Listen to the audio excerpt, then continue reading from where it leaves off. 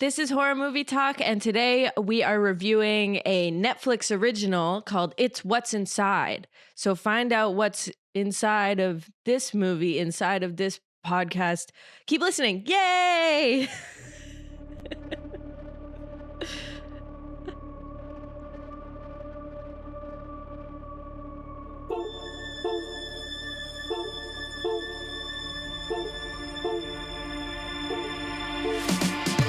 Is this a metal thing? Yes. Little taste. David, what is this? It's pretty thick.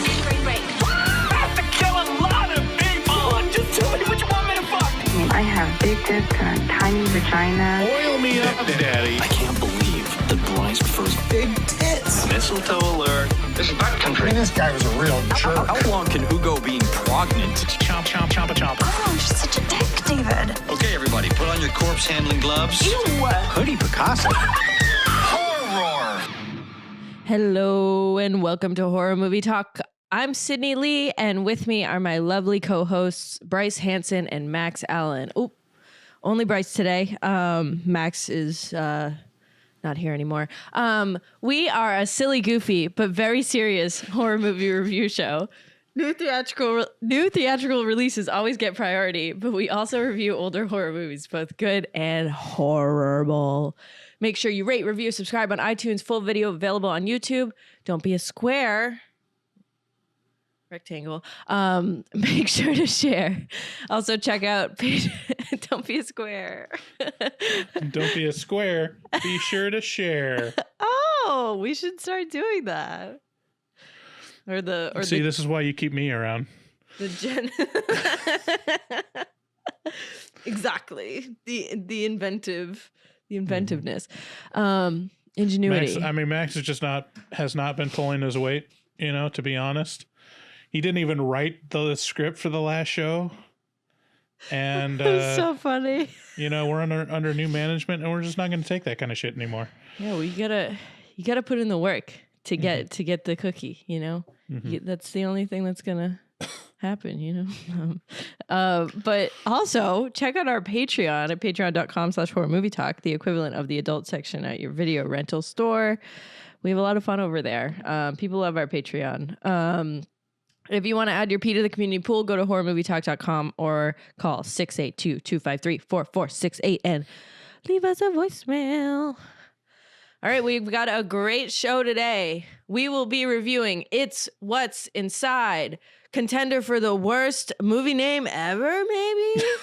I can't, I'll get into my review on it, but, It's What's Inside, there's two contractions there. That's too many. Yeah, they should have done It Is What Is Inside. Yes, it could have been even longer. It's just like a mouthful. I don't know. They could have just called it Inside. I know there's a movie called Inside, but I don't know. That's just my gripe with it. It's What's Inside. We'll start out by giving a brief review and our score for the movie. We score on a scale of 1 to 10. After we give our score, we'll get into spoilers and take a deeper dive into what we liked and hated about the film. Later, we'll be playing a game that I just made up called What Else? And we'll get into it later. I'll explain it later. So It's What's Inside can be found on Netflix. 8 college friends reunite the evening before one of their weddings to catch up, hang out, and unexpectedly play a game that will change all of their lives forever. I honestly didn't want to do more than that for a synopsis. Mm-hmm. But my review is that I like this movie a lot. I think it's so fun. It's fast paced. The lighting and editing keeps you highly engaged, and the plot is simple but effective. I love the interpersonal drama that carries most of the movie, and without giving too much away, how it all plays out is very interesting. The first time I watched, you could give it away. It's not the majority of the movie is the gimmick. I know, but I feel like the first time I saw this, which was a few months ago, it was actually the day that David Lynch died. I watched this before, I think, which was really funny. But and then you became a different person. Yeah, it was AD. After that day, AD after David ADL. No, I went into this blind, and I was happy that I did. because I don't know. I don't know. They play it pretty close to the vest in all the marketing materials. Like, which, thank about what it God, horror movies don't do that anymore. They give everything away in the trailers, and I'm happy that this one didn't. But how it all plays out is very interesting. The first time I watched this, I definitely didn't anticipate the final twist, which was really exciting. Although this isn't traditionally scary, the thought of it happening to you sends a shiver down your spine. It's very fun. It's a very fun, lively movie, and I had a blast watching it again for the pod. Before we get into any spoilers whatsoever, I believe that this is a movie watched best going in blind. So pause the show here and come back when you've seen the movie. And I'm going to give it an 8. Like, I still loved it. The first time I watched it, I gave it a 4 out of 5, which is an 8 on Letterboxd. And I still loved it watching it a second time, even though I knew what was going to happen. I really love the lighting and the editing. I think it's really fun. But what about you? Yeah, the lighting is the one thing I didn't like about it. I thought it was like ugly. Yeah, I thought it's like, I get what they're going for, but it was so dark and like ugly most of the time. Like, I just wish they lit it better. Yeah, I had to put a blanket over my window. I mean, my TV, although it's not the brightest, and I was watching it during the day, like, there's a certain level where it's like, okay, I get I mean, you can compare it to like Creepshow, or these old,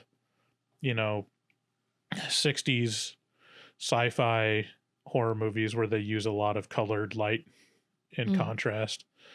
But you can still see everything, And this one you can barely see what's going on. It's like that episode of Game of Thrones, the like longest night or whatever, when they have the big battle and you're just like, I can't see what's happening. Yeah. So, I mean, what's the thing that makes it confusing is it's very important that you see people's faces in different lights, especially like red light. But it's so dark that I had to rewind it a couple times to make sure that I was seeing the right face, because they all look like, they have black hair and thick eyebrows, when they're in red light anyway. So it's like, anyways. Yeah, I mean, I think this is a fun movie. It's taking basically like an 80s premise, an 80s gimmick, and giving it the A24 treatment. I think it pulls it off for the most part. It hits a lot of the, when you do a movie with this type of gimmick that we'll get into the spoilers, apparently, like, there's a lot of obvious scenes that you would want in there because it's what you would probably do in that situation. And while they don't necessarily do that a lot in the movie, they do hit a couple different iterations that you would expect. And part of that is satisfying, and part of that is predictable. I thought the directing, the editing was creative. I thought it was really dynamic and reminded me a little bit of Tarantino in kind of the mixture of styles and the zooms and stuff. The zooms and the storytelling through, kind of dynamic imagery, which is, I mean, I guess film. But it didn't do that. I wasn't too excited about it. For some reason, it didn't float my boat that much. It's a quality movie. I wouldn't say like you shouldn't see it, but I'd give it more of like a high 6 for me. I think that's fair. I think for like my generation, because I'm like the same age as these people are supposed to be in this movie, right? Like they're like, I don't know. What did they say? They're like 8. They haven't seen each other in like 8 years. So it's like, college friends that you haven't seen in a while. And like, maybe they're like a couple years older than me. But like, I think the main character, Shelby, like with the Instagram stuff, like I really understand that. Like all the stuff in the beginning with the Instagram and the TikTok, and I was like, yeah, this makes a lot of sense. But yeah, I think like we'll get into it. Yeah. But I'll like, have comments. but yeah, I mean, we'll get into it in spoilers. You texted me, or you texted me and Max, and you said this movie's making me really depressed already, but I'll save it for the pod. So I'm excited to see what you say about that.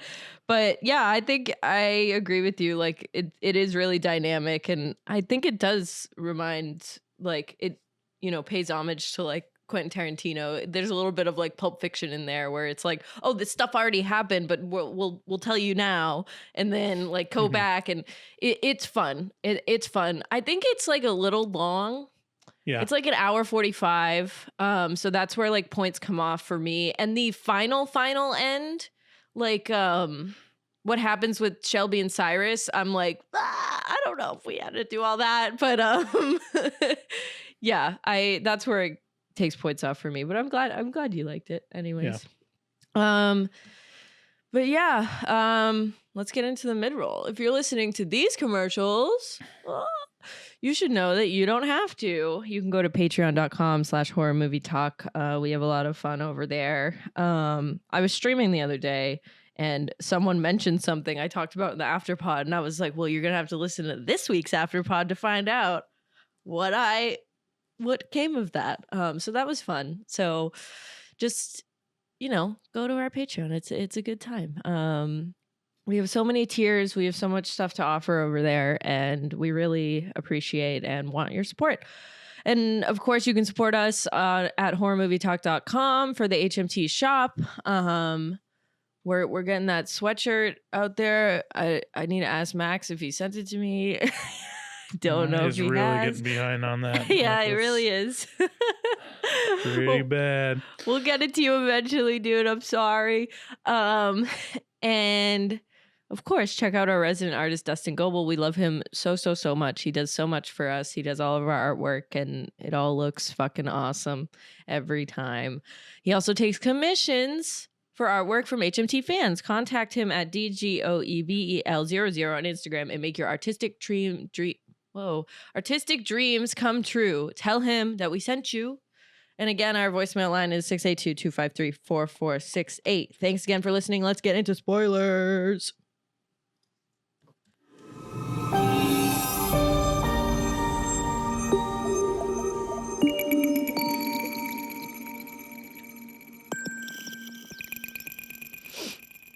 Did you see all the notes I took?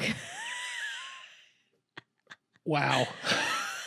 It's hard to like keep everyone straight. So I was like, I need to write down what is like who everyone is. Like, and also I just go overboard when I'm like really engaged with a movie. And also, so this movie's set up in like a kind of introductory part, and then it's like round 1 of the game, and then I did the notes, and then round 2 of the game, and I did the notes, and then there's coda, and I did the notes for that. So I put them in little categories. I had to keep it all straight. But this movie starts. Okay, tell me why you were depressed. Okay. Yeah, it was like a combination of things. So like, yeah, it starts out with this couple, and they're having sexual incompatibility issues, which is just a depressing place to start out. And you're like, oh, gross. That just reminds me of... And we find out they've been together for like 9 years too. Yeah. And then it like goes, I don't know, it goes into like the Instagram and TikTok kind of mindset. And it just made me start thinking of like all these new movies where they integrate Instagram and social media notoriety and FOMO and like influencer culture. Just makes me start thinking about society, and it bums me out. I'm like, yeah, like this is because this is written from like a younger person's perspective. And I just think about, you know, you got all these young people coming back and, you know, reconnecting. And it just feels like everyone's living online and living through the artifice of social media. Yeah. And so it doesn't feel like any of these characters are like real. I don't know. Like it just feels like, I don't know how to put my finger on it, but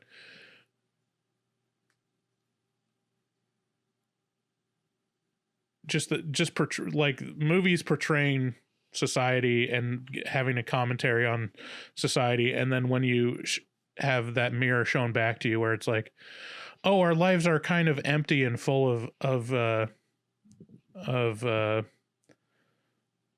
jealousy about things that don't matter and aren't filled with like meaning. Yeah. Just I don't know. It just made me start thinking about social media culture and how it's just kind of reducing people's lives, especially younger people, and how there's no way out of it because it's so addictive and everyone's doing it.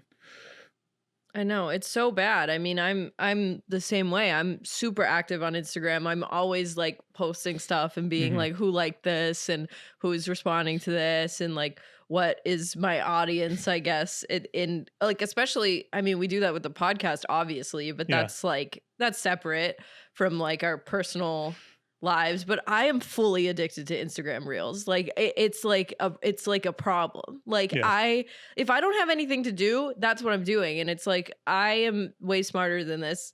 Like I can read a book, I can like write something, like I can go out and do something and interact with human beings. But I'm like, you know what? I'm just gonna scroll on Instagram for an hour because I'm like stuck. Yeah. And that's also like a neurodivergence kind of thing too, where it's like, oh, I have to do something, but I can't get myself up to do it, like an ADHD thing. So I'll be like, I'm just gonna do. And it's like, it's really bad. But like, I don't even think that's neurodivergent anymore. I think that's what everyone is experiencing. Like even my mom is watching like Facebook shorts and stuff. It's just so I know my addictive. mom sends me Instagram Reels like all day long. And I'm like, what the fuck are you doing?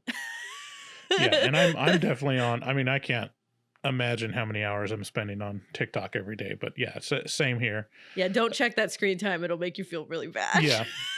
I think the part that I'm not engaged in as much that just feels exhausting is the personal branding and like a public persona on social media. Every time, like, I get it and I get the value of it and connecting with people that you know, or connecting with like, you know, people through online, it's just exhausting for me. I just find myself completely checking out of, like, we had that conversation with you, me and Max about Reddit, and I used to be super active on Reddit, and then Bryce eventually is like the king of Reddit. yeah, it gets to a point where you just understand the matrix. You're like, there's going to be this comment on top, and then these responses, and then this is going to be the second comment. It's this hive mind that you can predict very accurately, and once you do that, you could play the game of saying, oh, hey, I bet if I post this before anyone else, or post this, you know, rehashed comment, I will get points. And that's like the game of social media, and it just is exhausting to me. Even with like applying to jobs and stuff and going on LinkedIn, I'm just exhausted thinking about what kind of persona do I got to put on? Like, what do I got to put on this profile? How am I supposed to brand myself? What kind of stuff should I be posting about? And it's like, I've just defaulted to not engaging with it. Yeah. And to my detriment, probably. I'm Even convinced that jobs on LinkedIn aren't real because I've applied to so many of them and they've never said anything to me. I just don't understand. Like that is a terrible, terrible website. Like I don't understand what is happening on there and what I'm supposed to do. Like I'm Right. like I don't know. But like it's honestly funny that you say that because I agree with all of that. But it's also like that's kind of what real life is too. Like the way that I act at work is not the way that I act with my Mhm. friends. And the way that I act with my friends and at work is not the way that I act with my family. And it's not like I'm being a fake person in any of these scenarios. I am being who I am. But it's like, oh, at work I have to do these types of things.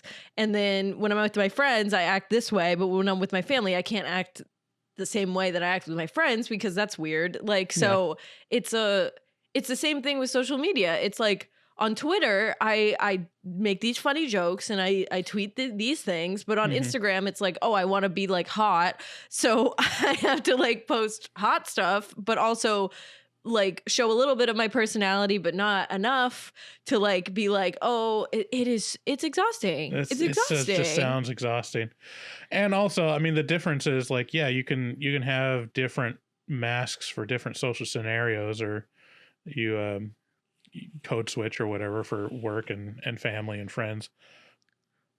But it's another thing entirely to where the persona that you're putting up online is thoroughly edited and, you know, it's within a frame, you know. Right. It's like you can frame it, you can edit it, you can do retakes, you can rewrite it, you can, you know, you can do all this stuff to it to where you're hyper focused on that, you know. I mean, in terms of like if you're in person in a different social situation, yeah, you're going to act differently to like adjust to the situation, but you're not going to be hyper focused about it. Right. You know, that's like where intense anxiety comes in. What I mean, that's what I feel as someone with, you know, social anxiety. When I go to like a networking event or something, I'm constantly thinking about like, you know, how I'm being portrayed and seen, and it's exhausting. And What that's do I do how- with my hands? Yeah, that's like what the entire thing of social media is like putting that amount of scrutiny to every single thing you portray about yourself. I mean, that's why I got followers because Right. I know what to do. Right. And it's crazy. Like even my close friends story, because you can do close friends stories on Instagram now where you pick people. I have 50 people on there. Mm-hmm. I like all those people and they're on there for a reason, but they're not all my close friends, like my actual close friends in real life. Like I know what I'm curating and I love Instagram. Like I'm on there all the time and I'm not saying I'm fake on there, but like it is like, I'm like, what am I going to post today? Like, that's crazy. That's crazy. Like it's exhausting. It's exhausting and it's crazy and it's constant code switching. And like, you're not doing that as much in real life, obviously. Like Right. I'm still me in any situation. But on Instagram, it's like, if you think you're like, you know me from like the fucking memes I post, it's just not Right. It's just not true. But yeah, let's get into this movie. We have a lot. Oh yeah, there's a movie. This is very relevant, but like there's a lot of like Instagram stuff at the beginning. That's why we're talking about this. Yeah. So like, yeah, sexual incompatibility between this couple. She like wants to try something new because it's like implied that they haven't had sex in a while. And it's like this influencer saying like spice things up in the bedroom and take risks or whatever. And it's like her watching this video. She puts a wig on and she goes into her bedroom and her boyfriend is jerking off to the same video that she was watching and a bunch of porn. And he pretends like he wasn't. And then they get in a fight. They get in a fight and like it's just so It's a very real scene. Like it's very impressive how they do it because she's going out on a limb. She's trying something new to shake it up. And she's definitely, and what makes it worse is she's trying something that he said that he wanted. Yes. And also like a little bit of, stress added to it. She's kind of portraying herself as someone in their friend group that she knows that he is attracted to. But we don't know that. But we don't know that until later. a couple minutes. Like they show her on Instagram after and show that they're all going to the same wedding. And so she shows up and he's like kind of uncomfortable and weirded out by it. And then she's like she makes like the first move of like this role play. And he's just sitting on the bed waiting. And he just gives nothing like in this. return at all. And this has happened to me so many times.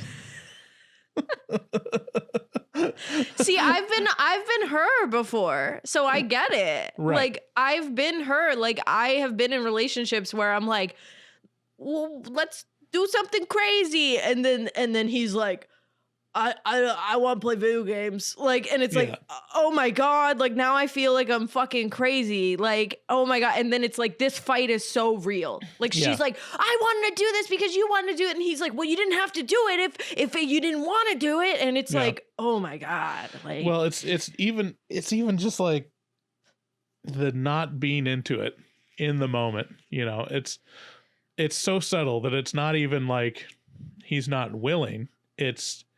He's not willing to engage at the same level, Like she goes, oh, hey, cutie. And he just like doesn't say anything. And it's like, just say, hey, back. Like anything. Give her anything to poor woman. Release the awkwardness of the moment. And it's just like, okay, so what next? Like, ugh. Yeah. and she's like, I don't, and the fight ensues and she's like, I don't even want to go to the wedding, which is like so funny because it's like, yep, I've been there too. Like, let's not even go. Like, let's not even go. And then he's like, we have to go. Like, oh my God. And so, cut to them in the car and she's like on Instagram and it's kind of like introducing the characters we're going to see through Instagram. So they're going to this wedding and it's like hashtag Rufia because it's Ruben and Sophia. Terrible hashtag. But like you kind of see all the people that they're going to see there. And then the girl, the influencer who was in this video that the couple was both watching separately is going to be there. And and she's an old friend from college and you're kind of like, oh shit, like what's gonna happen here? Then Shelby posts something on Instagram and she ends up deleting it because she didn't get 1 million likes on it, which is very real. And then they get to he's trying to talk to her this whole time that she's on Instagram. She's not fucking listening to him, which is hilarious because it's like they just got in a fight and he's trying to explain himself and she does not care. Like she's just like, nope.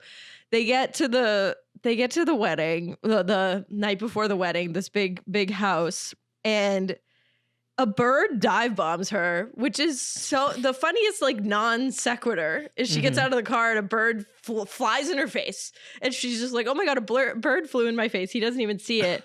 Then they immediately start fighting again when they knock on the door. And then whoever opens the door, and then they completely, they're like, oh, hey. And we find out they haven't seen each other since college. It's been a really long time. And they, Ruben, the guy who's getting married, it was like his mom died 8 years before. And he was like, you promised me you would be here for the night before my wedding 8 years ago. And I'm so glad you guys are here. And they're like, wait, did you invite Forbes? And we're like, who's Forbes? And so we have this whole montage, which I think is fun with like the stills of explaining it instead of doing a whole scene or just having someone just dump everything on you.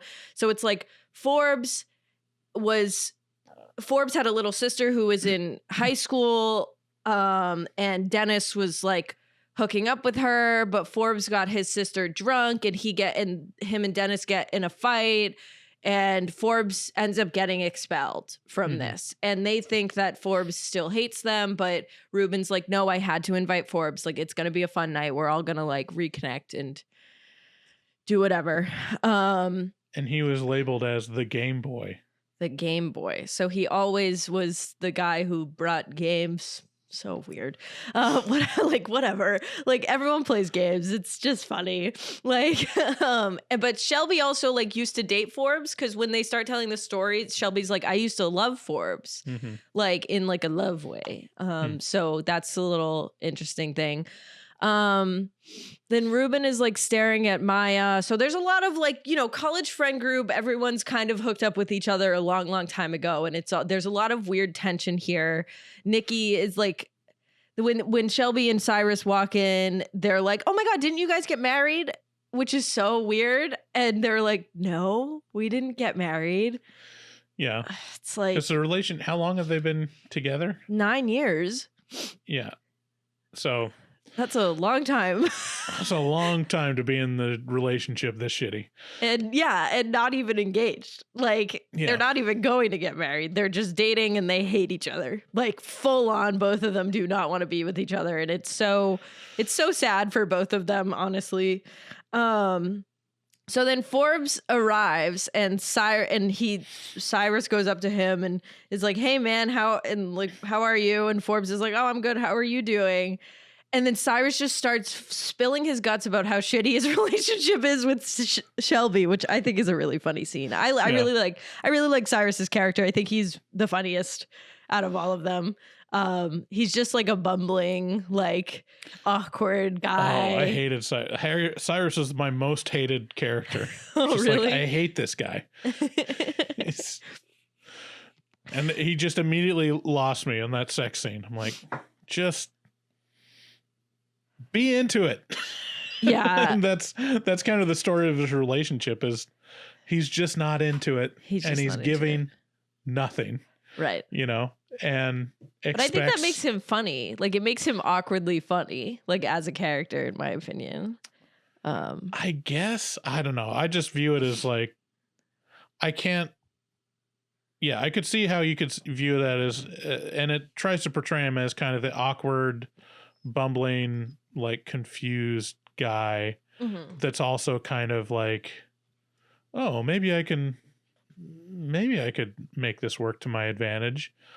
But that first scene and like the first couple scenes just set him up as just kind of a selfish, like, oh yeah, dick, you know? He's so selfish. Like, it's crazy. Like, it's, yeah, just a big nothing. Like, he's not a good guy. You know? He's definitely not. But yeah, so all of this like intro scene, like with all the characters, the 8 people that are there, just kind of sets up like past drama and stuff like that. So you're in for a interesting night. And this is like, if my college friend group got together in a couple years and we haven't all seen each other since college, like this is what would happen. Like this is a realistic thing. I think, like, you have like this college friend group. There were so many people that dated each other in my college friend group, and you kind of come back to it and you're not dating those people anymore. And if you all saw each other,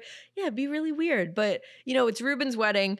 And then it's explained that his soon-to-be bride is not there because she wanted to spend the time with her family. And I guess it's like the night before the wedding, so they're not supposed to see each other. I just thought that was kind of weird that she wasn't there. I guess I wasn't paying attention to the movie at all because I didn't realize that. Oh yeah, Ruben is the one getting married and Sophia is not there.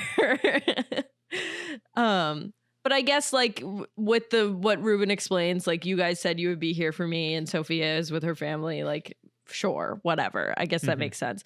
But they're in for a fun night. They're drinking wine, they're smoking weed, they're eating dinner, they're gonna have fun. So then Forbes comes in with this fucking weird suitcase and he's like, I have a game that I want you guys to play, but I'm not gonna explain anything. Just put these electrodes on your temples. It's like, excuse me. I would be like, hey, what the fuck? You're not doing that to, and people get nervous, but like, I would be like, no. I mean, I would. What can you do with electrodes? Switch your brains. Yes. Which is fun. Like, so then everyone switches bodies for like 20 seconds, and it's a really good, like, it's like a Brady Bunch scene with all the people, and it's fun. And then they switch back, and they all are freaking the fuck out, obviously, and they're pissed, and they're like, "What is happening?" Like, and he's like, "Isn't this fun? Me and my team developed this." Like, what are you talking about? Me and my team developed this. Like, okay, girl. And then he's like, "This is what me and my team have done. Like, we've played like a version of like Werewolf or Mafia. Like, remember when we used to play that? This is like that, but we have to guess who's in whose body. And we'll take these pictures of each other, and we'll do like a couple rounds, and you just need to try to guess. And once you guess, like, we'll pin it. And he's like the dungeon master, so he doesn't get to guess." I mean, so, all right. So this is like the big reveal of the movie, is that it's actually an 80s style switcheroo movie. It's Freaky Friday, or, oh man, what are all the switcheroo movies? Face Off. Well, that's the 90s. Okay, sorry. There's the father-son one. Oh. Big. Oh yeah. Kind of. Sure. Oh wow, there's a lot in the 90s too. Yeah. 13 going on 30. It's 2000s. Yeah. Possessor recently. Yeah. What's the one I'm thinking about? The one with Fred Savage and Judge Reinhold. I don't know. Oh man. Vice Versa? Yeah, Vice Versa. I've never seen that. I just Googled it. Yeah, so it's usually used in a comedy context. And but recently has been utilized by horror movies. So like there's Freaky with Vince Freaky, Vaughn. yeah. I like that. That was a good movie.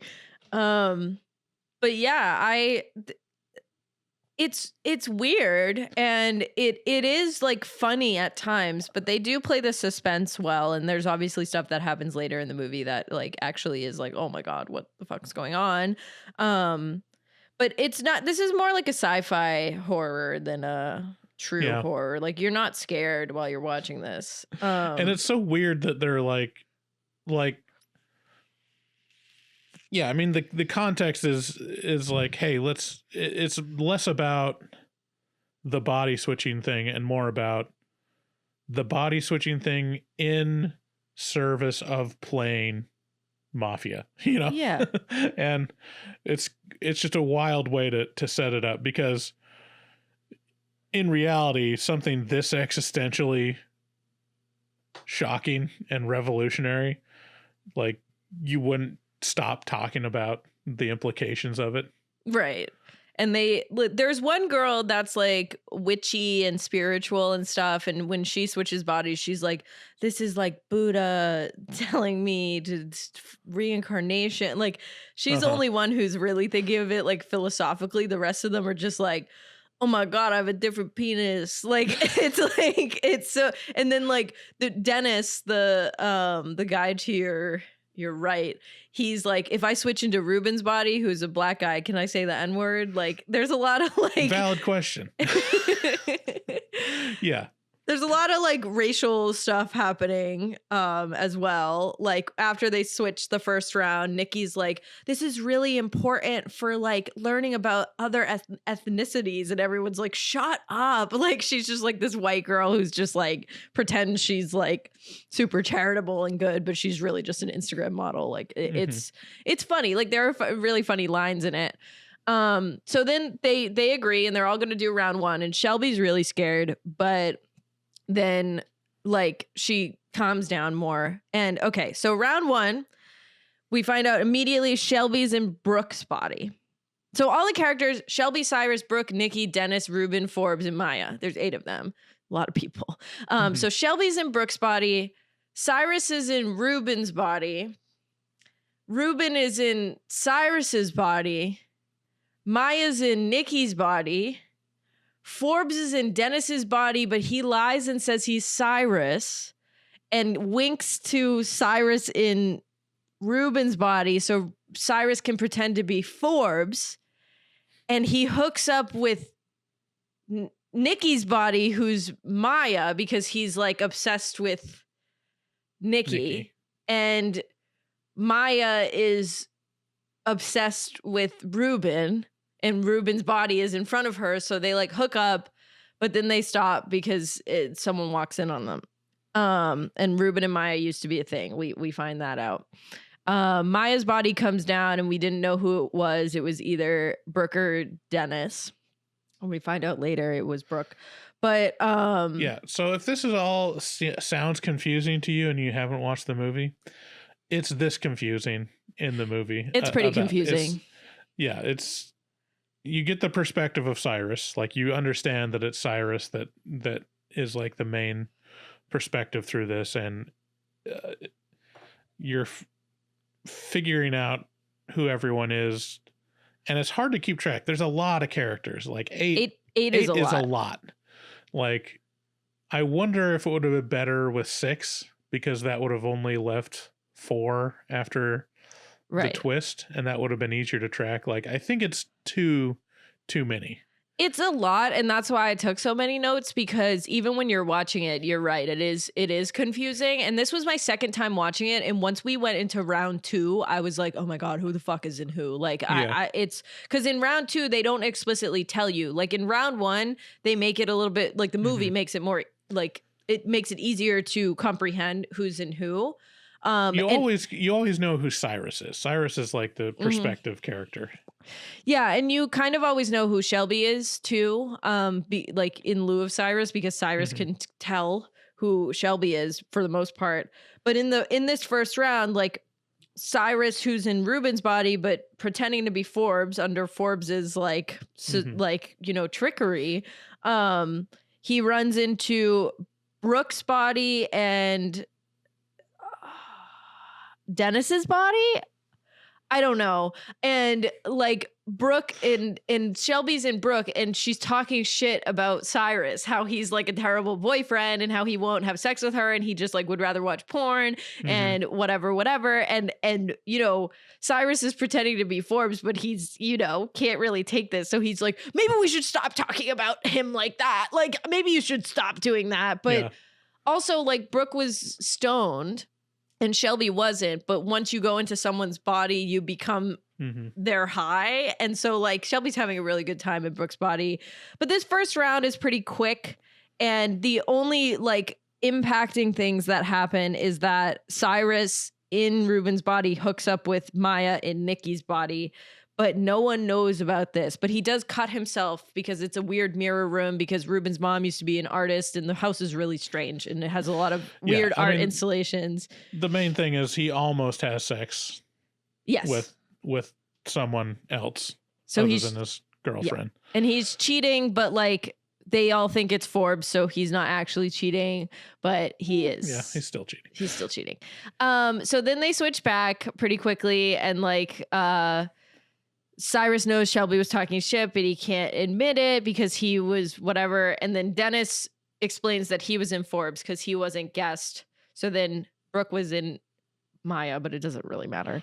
Well, this is exhausting. I can't do this for the rest of the episode. This is exhausting. Just like describing what all the body switches were. Okay. Let's step back. So when you understood the context of the gimmick, what were the things you wanted to see in the movie? Like, what if you were in this situation and you got body switched into some other, Instagram girl or some dude's body? What would your immediate go-tos be? I would go look at myself naked. Right? Exactly. Right? Yeah. Why does none of these movies ever do that?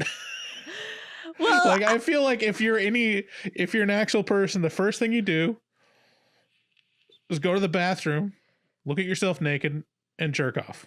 Like, yeah. I also didn't like how only boys switched into boys and girls switched into girls. Like, they should have made it more complicated and had them all switch into each other. That's like, right. They never did any gender switching. Not until the end. But yeah, no gender switching, which makes it so much easier for everyone to guess because there's 4 girls and 4 guys. Right. So it's like if only the girls are going into the girls, it's like, okay, you only have 4 options. And then like same with the guys.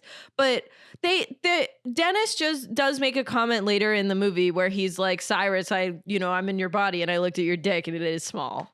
Like, so they are doing it. It's just not on screen. It's probably a PG-13 movie. Right. But yeah, I don't know why they're all like what the picture behind you is when they first switch bodies and they're all like touching their faces. It's an R-rated movie. Oh. Well, I guess there is sex in it, but you don't see anything. Yeah, you don't see it. I mean, there's the death. I mean, there's like bad. But that, I mean, it's literally the same death as in Lord of the Rings when Saruman jumps off the tower. But yeah, so I mean, so yeah, the things that you'd like to see is like, okay, yeah, look at yourself naked, experience like the opposite sex's body. The obvious go-to is like, what if someone dies? Like, that's like the major dilemma. Yeah, but I also think that they did do it well with like everyone like making out and hooking up. Like, yeah, 100% if you're in someone else's body, you would go like try to fuck someone else because it's like, oh, you don't know who I am?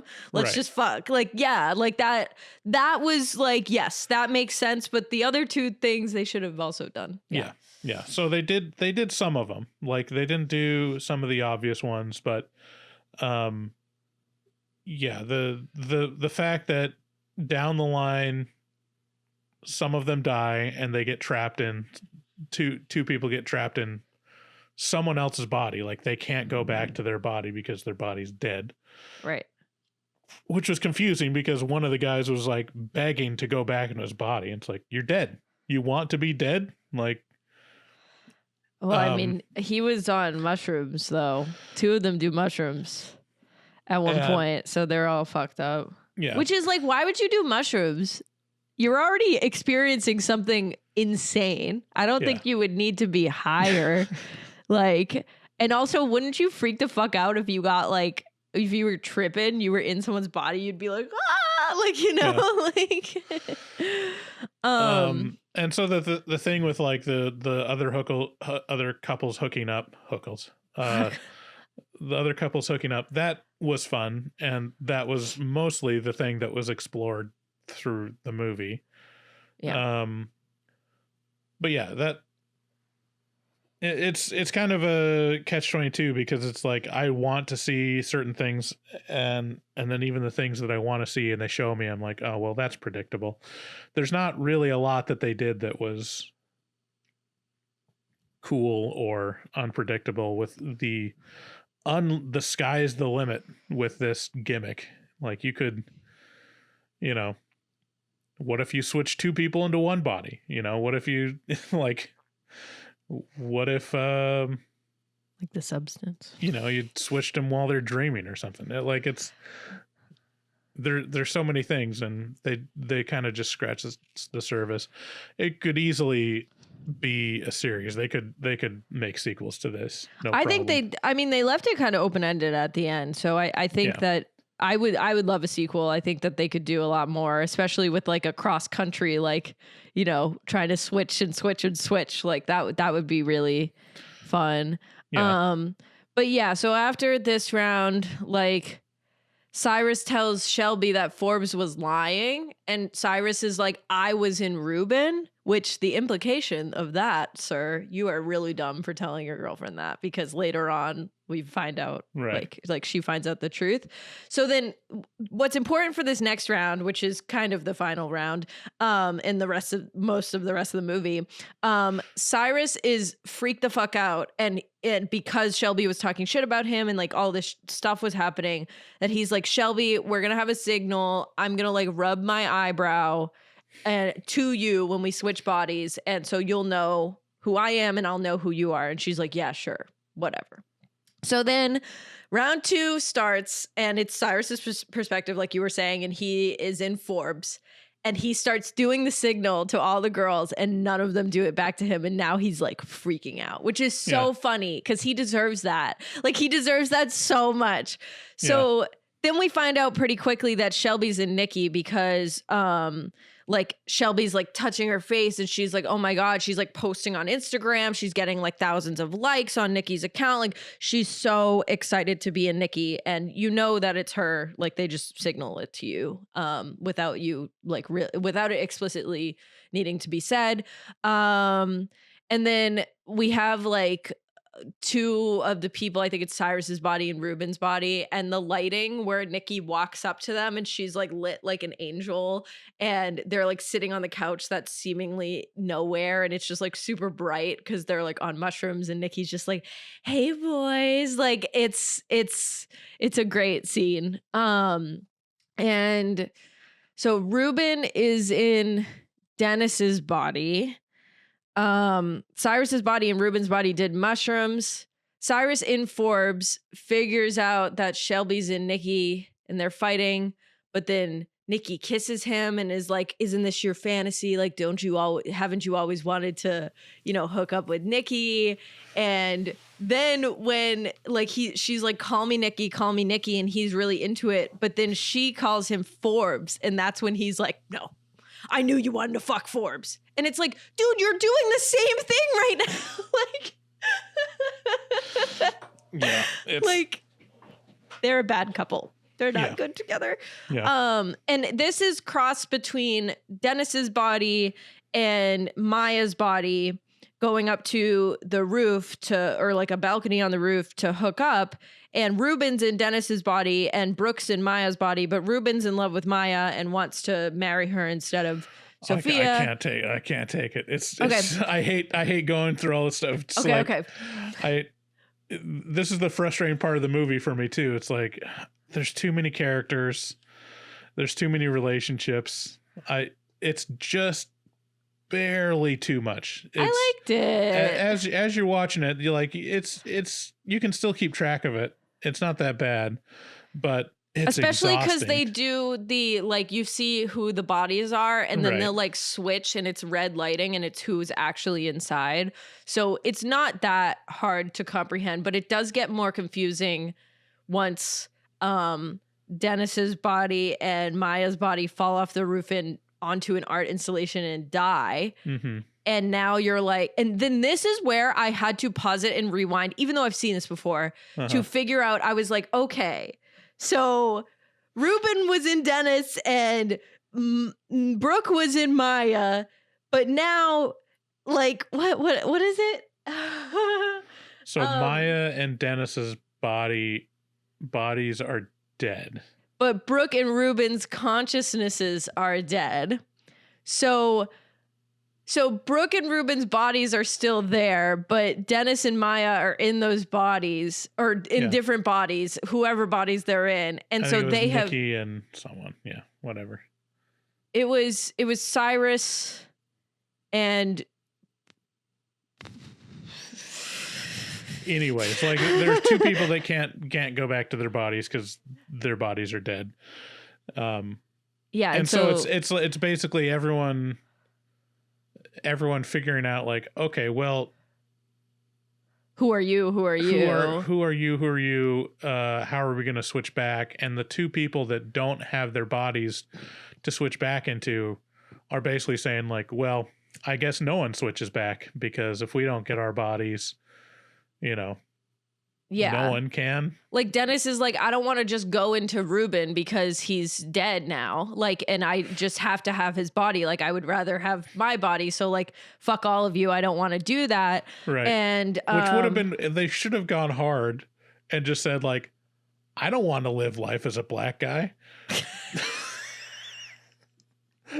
That would have been like hell. I mean, that would have been hilarious if you just had like the argument being about like, okay, who gets to live like as a black man Yeah. in American society, and just have them argue about that. And they just didn't even touch it at all. They more focus on how Ruben is supposed to get married tomorrow, and now his consciousness is dead, but his body's alive. So it's like Dennis is like, no, I don't want to go into Ruben and then have to get married tomorrow to some bitch I don't even know. Like, that doesn't make any sense. Like, no one should have to do that.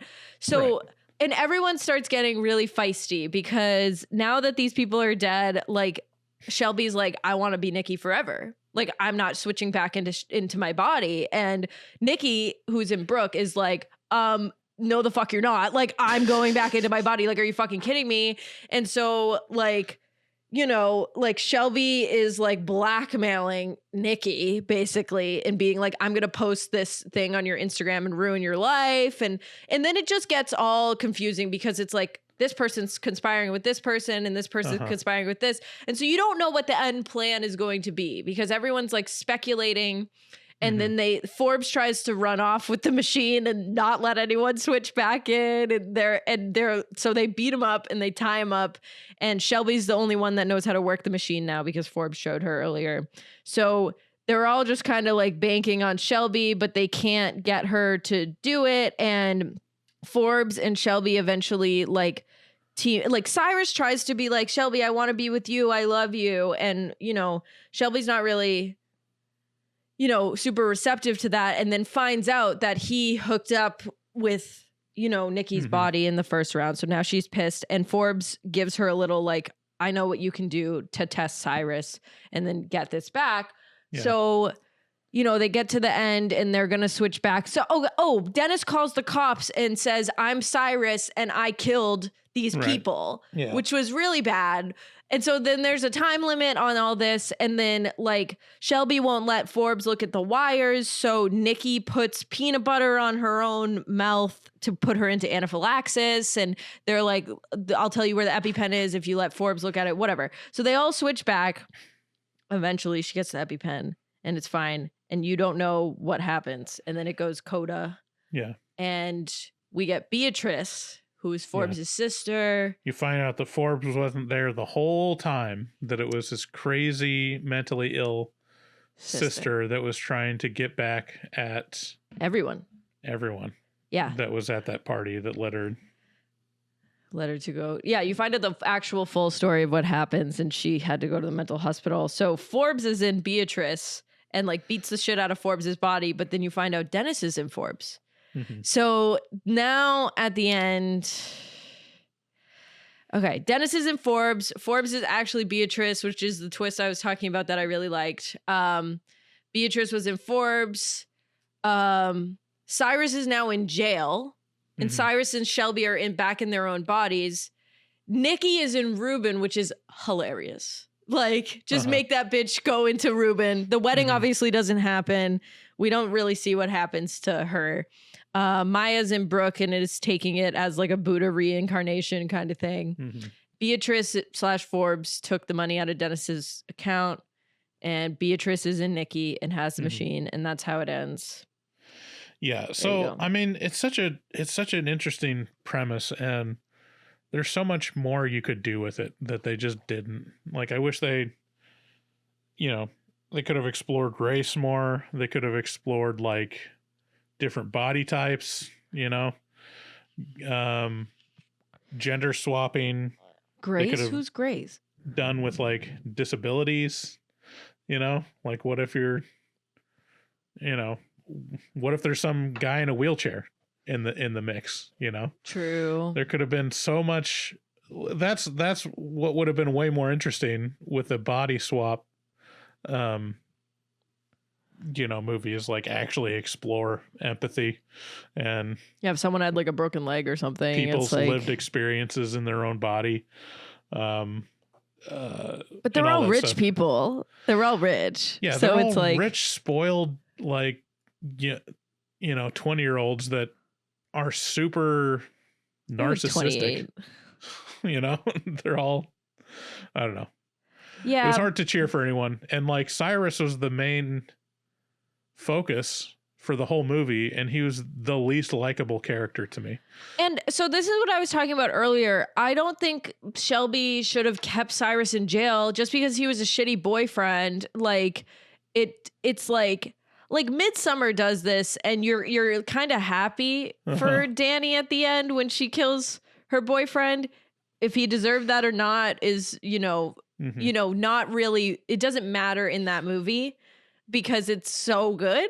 And this movie's good too, but like he for sure does not deserve to be in jail. Like he for sure was just shitty and you guys weren't right for each other. And she does not, he's like, can you please tell them what happened? She was like, I can't get you out of this one. It's like, that's a little harsh. You could just break up with him, get him out of jail, and then like never talk to him again. Yeah. I don't think he should have been in jail. But I hope they make a second one and explore like the Nikki Beatrice Forbes shit. Like I think that'd be fun. But it is hard to talk about. I was so bothered by the lighting in it, and it was just so dark. Yeah, it was really dark. I've only watched this in the daytime the 2 times I watched it because I thought, it's like one of those, it's not a very serious movie. It's a fun movie. So it's like, oh, I'll watch it during the day. And it's like, oh, okay, I guess not. But who do you think would like this?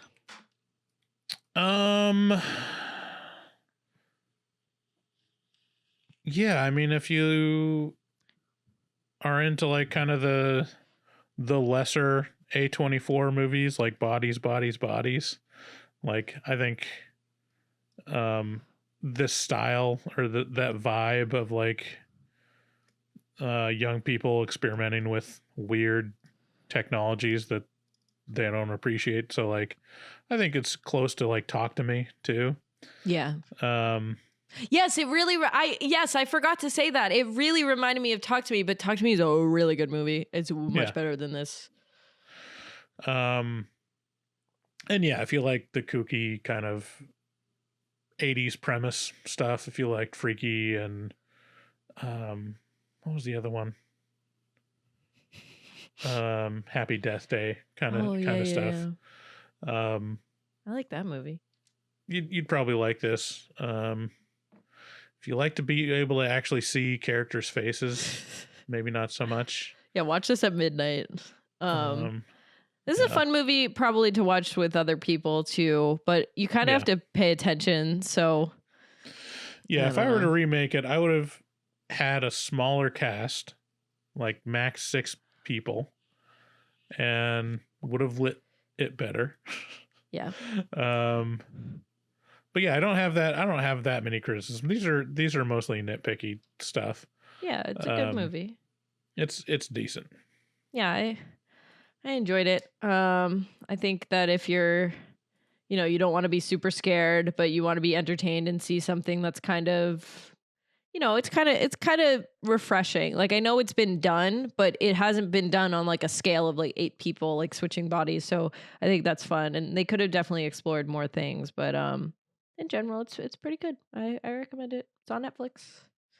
But do you want to play the game now? Let's play the game. What's the game? So I called it What Else? And so I'm going to give you actors in this movie and, give you their names. And I want you to tell me what else are they in. Okay. Okay. Not all of the characters because a lot of them aren't in anything else that I've heard of, but these are fairly popular shows or movies that I think that you'll probably like get. Okay. Let me share my screen. Can you see it? Yes. All right. So Brittany O'Grady, who plays Shelby, what else is she in? And I did 2 things. I did 2 things for each person. So you can get one or both and get a point for each. She was in season 1 of White Lotus. I know that. Yes, that's correct. Do you know anything else? She's probably the only one that I recognize in other stuff. So I'll lose the rest of it. Okay. So White Lotus, final answer? Mm-hmm. Okay. She is in White Lotus, but she's also in Black Christmas from 2019. Oh, see, she's right there. Movie. Yeah. All right. So James Morosini, who plays Cyrus. I mean, he's probably in TV stuff. Probably. I think I went through a lot of these and looked, and it feels like they're all in movies that I just didn't give a shit about, like the Yes. Divergent series, stuff like. There's always a bunch of people in Divergent that I don't know. But yeah, I have no idea. Okay, so nothing. Yeah. He's in The Sex Lives of College Girls and American Horror Story Roanoke, the 6th season. Okay. Yes. Isn't there? I think there's. I'll say The Sex Lives of College Girls for several of these because I think there's a couple from it. Yeah, but I didn't even know that, because I knew I recognized him, and I haven't watched The Sex Lives of College Girls because I watched the first episode and said this sucks. But I loved HS Roanoke, and that's where I knew him from. Like, I was Googling him this morning, and I was like, where the fuck is he from? He's from Roanoke. All right. Madison Davenport, who plays Beatrice. I have no idea. So let's say Sex Lives of College Girls. Okay. So she's in The Possession from 2012, and she's also in Shameless. Oh, Yeah. okay. Only for a season, but yeah. All right. You have 1 point. Gavin Leatherwood, who plays Dennis. Ignore the click to add text. Gavin Leatherwood.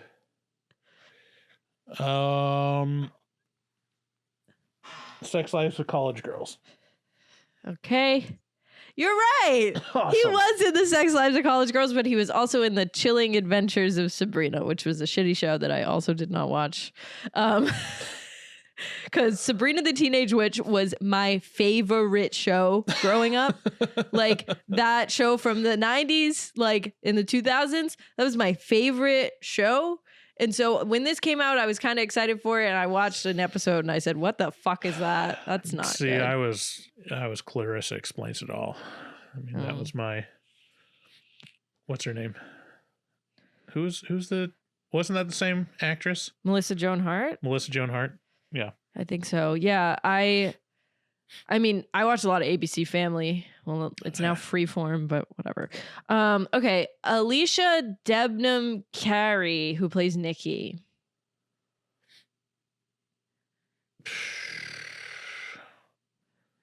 She seemed familiar too. Right? She must have been in like one of the Screams, or like some Blumhouse movie, maybe like Megan. Maybe she was in Megan. Final answer. I'll just start naming off more of basic white bitch movies. Let's do Scream, Megan, and Old. Okay. She was not in any of those. She was in Fear the Walking Dead and The 100. No. That was the last one, because the rest of them were, the rest of them were not in anything that I knew. But you got 2 points. Good job. You know, the Nina Bloomgarden who played Maya? Yeah. Man. When your whole identity in Hollywood is around your hair, like, that's a big swing, you know? She was in this movie that came out last year called Sugar Baby, and that's where I knew her from, but I wasn't going to put her on there because that movie was made by a podcaster that I listen to, so I don't think that anyone would like know it. I just watched it because I listened to this podcast called Every Outfit, and it's about pop culture and fashion and Sex in the City. It was pretty good. I wouldn't say it was the best, but it was pretty campy. She was also in The Resort, so yeah, whatever that is, but not The Resort with a Z, which was good. But yeah, that was my game. It wasn't anything crazy, but I wanted to do a game. But yeah, that's the episode on It's What's Inside. Thank you for listening. Thank you to new patrons. I don't think we have any new ones, but you could be next. And yeah, that's it. 682-253-4468. Send us a voicemail. Love us. Appreciate us. Subscribe. Click the buttons. Bye. Bye. Good day, sir. Good day, sir. You lose. You get nothing. Is that raincoat? Yes, it is. I just took a stroll through the scraggly woods. He had no face. Horror!